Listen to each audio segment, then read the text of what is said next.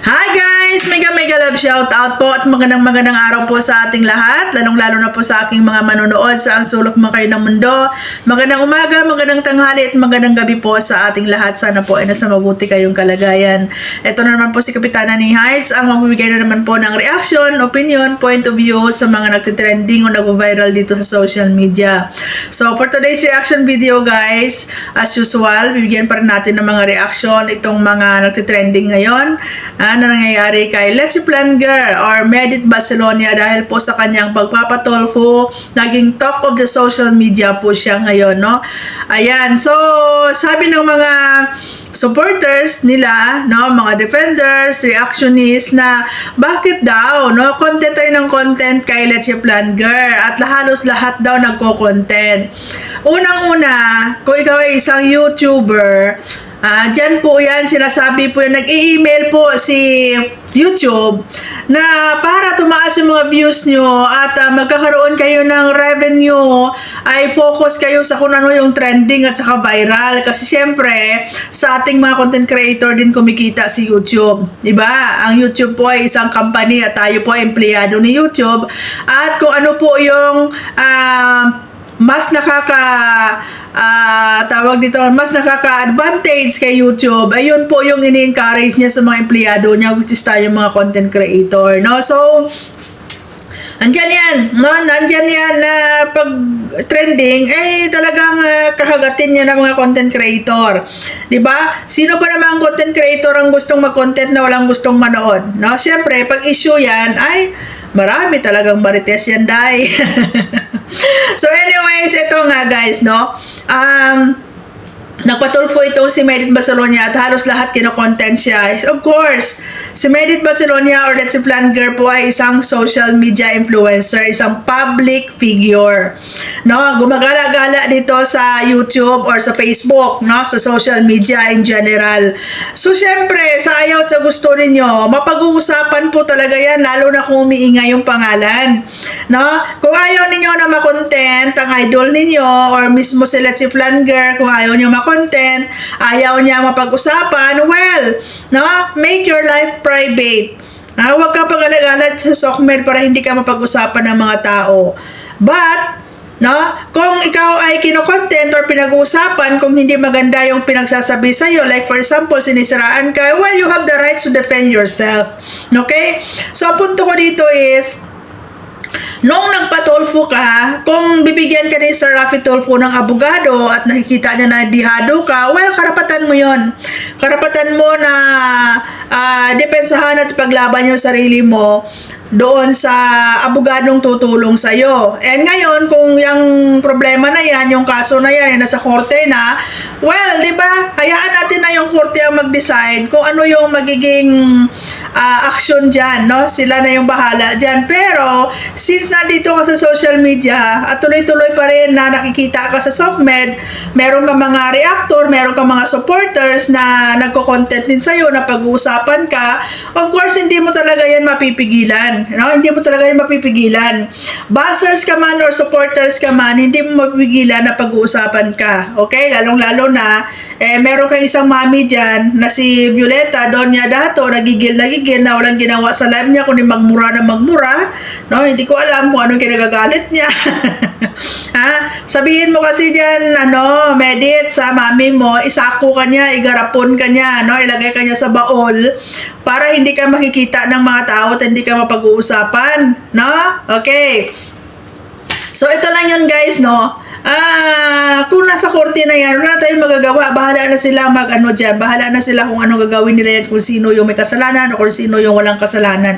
Kung sino yung guilty at saka hindi guilty. Pero dito kasi sa mga issue-issue, hindi mo talaga may iwasan na magbigay ng mga opinion yung bawat isa, no? So, ako bilang galing ako sa community ni Medit Barcelonia, aka Let's Plan Girl, naging defender, naging reactor. So, kahit paano may knowledge tayo kung ano ba yung pinag-umpisahan ng gulo na yan at kung ano bang meron, no? Ano bang meron dyan sa community na bakit ang gulo-gulo at kung ano ba yung personalidad at karakteristik ng isang Medit Barcelonia. So, hindi ko man siya kilala, pero kahit paano may idea tayo guys, no?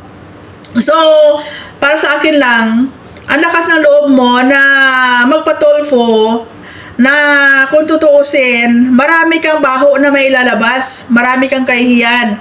No, unang-una, 'di ba? Iniwanan ka ng mga karelasyon mo, no? So, private life mo yan, pero ito yung issue na lumalabas ngayon eh. 'Di ba? And kahit paano may idea din tayo. Unang-una, iniwanan ka ng ilang karelasyon mo, no? Nagkaroon ka ng ka-live-in. 'Di ba? Number 2, iniwanan ka ng ka-love team mo. Isa, dalawa, no? Nakadalawang love team ka na, iniwanan ka, no?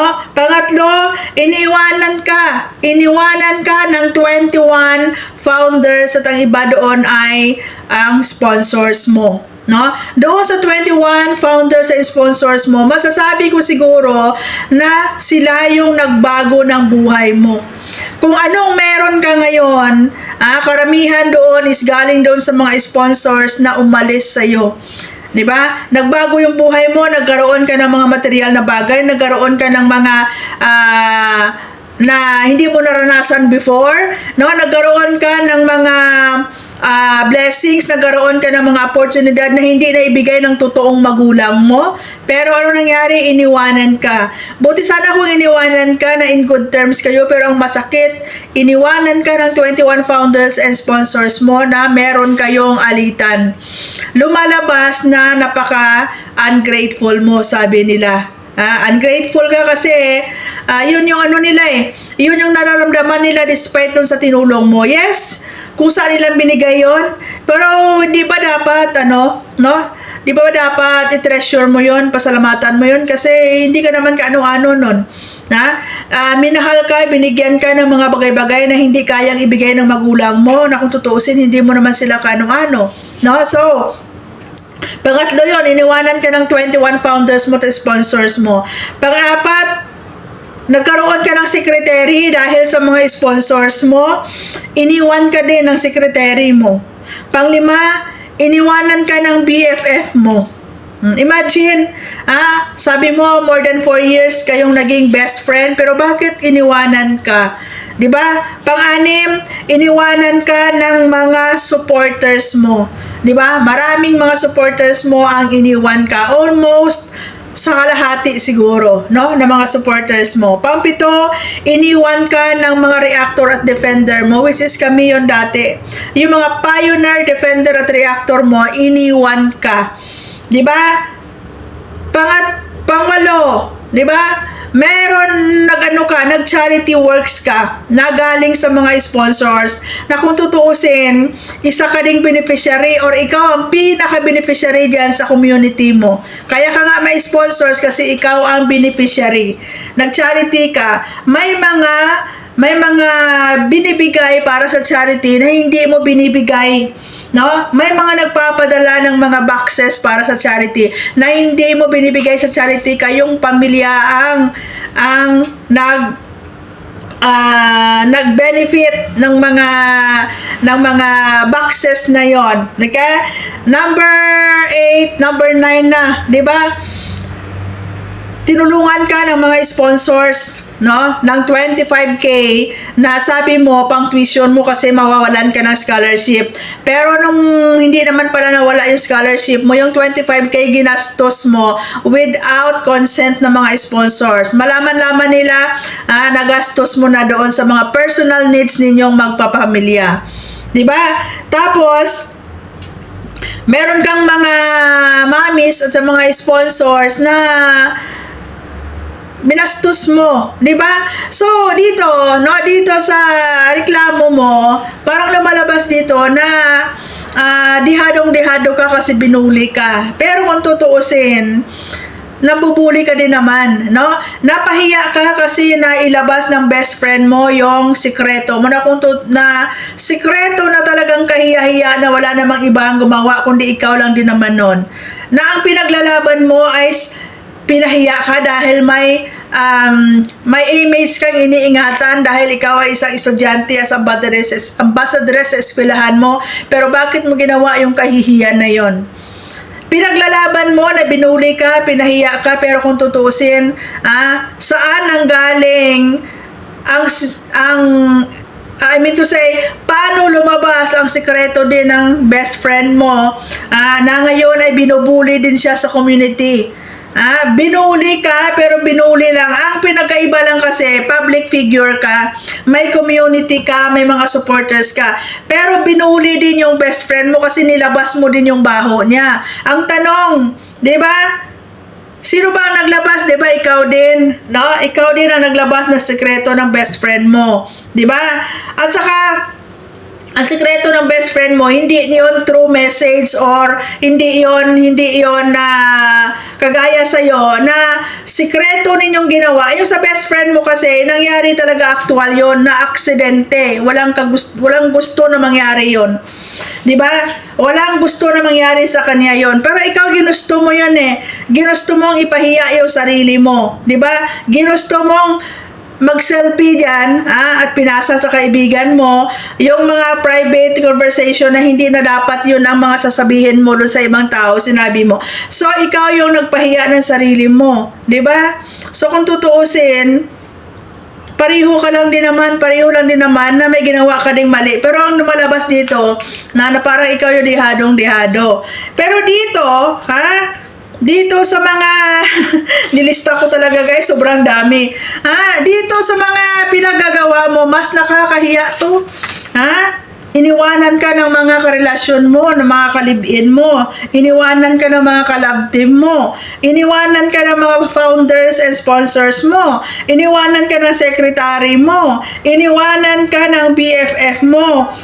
Iniwanan ka ng mga supporters mo. Iniwanan ka ng mga defenders at reactors mo. Ibig sabihin, there's something wrong with you. Diba? There's something wrong with you. Diba? Ngayon, hindi nakapagtataka kung bakit nag-away kayo ng BFF mo. Diba? Itong ang mga 21 founders and sponsors na ito, pinago buhay mo. Imagine, for the first time in your life, nakapag-travel ka na hindi kayang ibigay ng magulang mo yan. Nagkaroon ka ng mga disenteng gamit, di ba, na hindi kayang ibigay ng magulang mo yan. Nagkaroon ka ng mga negosyo na hindi kayang ibigay ng magulang mo. Nagkaroon ka ng magandang bahay na hindi rin kayang ibigay ng magulang mo. Di ba? Bigay yan ng mga taong hindi mo naman kano-ano, pero ano nangyari? Di ba? There's something wrong with you kasi iniwanan ka. Di ba? Iniwanan ka. Tapos pinagsabihan mo pa ng hindi maganda. So how ungrateful you are. Di ba? How ungrateful you are. Ngayon, gusto mo makuha yung simpatiya ng mga tao? Siguro doon sa Rapid Tulfo in Action na ibang mga viewers, nakita kang umiyak, nakuha mo yung simpatiya nila. But they don't know the real story about you and who really you are. Di ba? So yun lang guys, no? Bilang may knowledge tayo about sa kay Let's Planger, meron tayong mga ganitong klaseng opinion at reaction. Doon sa mga walang alam, yun, maawa talaga sila kasi umiyak no, umiyak Pero tayong may mga alam guys, oh come on, oh come on. Kung nabully ka man sa social media dahil sa sarili mong kagagawan, dahil sa sarili mong tawag dito, sa sarili mong kayabangan siguro. Kasi, bakit ka magsisend ng picture, at saka gumawa ng ganong klaseng conversation at ipasa sa ibang tao kung hindi mo pinagyayabang? Anong purpose mo doon? Anong purpose mo na nag-selfie ka dyan tapos ipasa mo sa ibang tao para magyabang mo sa taong pinasahan mo? Diba? So, sabihin mo, iningatan mo yung image mo. Saan banda mo iningatan na ikaw nga ang sumira? Diba? Sinira mo yung imahe mo, ikaw ang sumira noon. Diba? So, wala kang ibang sisisihin kundi kagagawan mo din. So, I hope na sa nangyayaring lahat na to, no? Dito sa iniwanan ka ng karelasyon mo, iniwanan ka ng secretary mo, iniwanan ka ng supporters mo, iniwanan ka ng best friend mo, sana meron kang natutunan. It's a lesson learned, no? It's a lesson learned. Meron kang natutunan sa buhay mo dahil sa nangyayari na to. Imagine, sa ganyang edad mo, bata-bata mo pa, ang dami mo ng mga ang dami mo ng mga, kung tutuusin, ang dami ng mga learnings to Dapat silbing aral na sa'yo to na para baguhin mo yung buhay mo. Hindi Di ba? Oh, yan, mami mo dyan, no? Tuloy pa rin pagmumura niya. No exemption. Magmumura ka tapos hihi ka na sorry. Di ba? So, yun lang guys, no? Sa mga hindi nakakilala kay Maydit Basalonia or Let's Say Vlogger, makukuha nyo talaga yung simpatiya niya pag nanonood lang kayo. Pero kung kayo po ay naging parte ng community niya, naging parte kayo ng buhay niya or nakilala nyo siya, doon yung malalaman. Di ba? Doon yung malalaman kung anong klaseng tao siya. Thank you so much for watching. Bye-bye.